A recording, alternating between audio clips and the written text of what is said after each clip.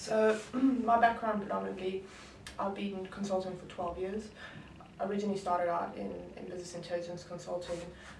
From that I grew into sort of project program management based roles across a variety of different industries I've worked in. So that could be investment banking, media and entertainment, telecommunications, etc. But through those projects I've grown my skills in different ways, in the sense that I've developed skills like Salesforce, business objects, business intelligence, those types of sort of skills effectively.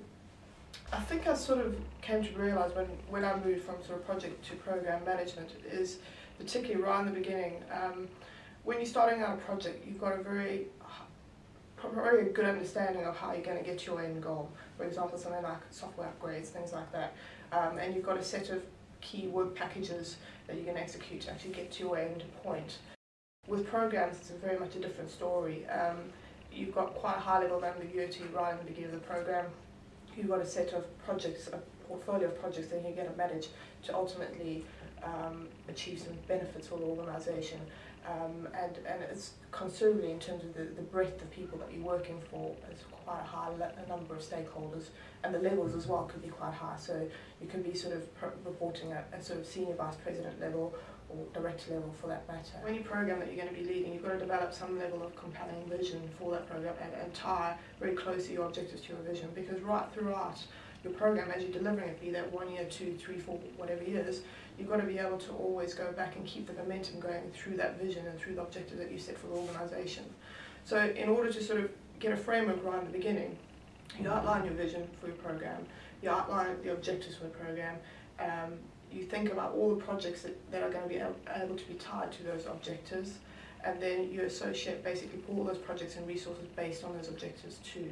So it's always important to ensure that when you've got those projects set up, that you've got appropriate benefits for those, because as I said, as you go through 6, 7 months down the line, sometimes projects, they ramp up really positively in the beginning. People get excited, oh, it's a brand new project, brand new program, etc. But then, you know, if you're delivering in a business as usual environment, people get distracted, and so they think, oh, well, what do we need to do? What is this program about? So it's always important to have a very firm idea right in the beginning about what you intend to achieve.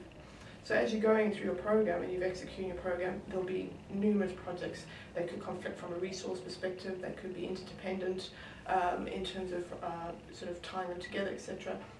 But ultimately, that will be the end game for yourself.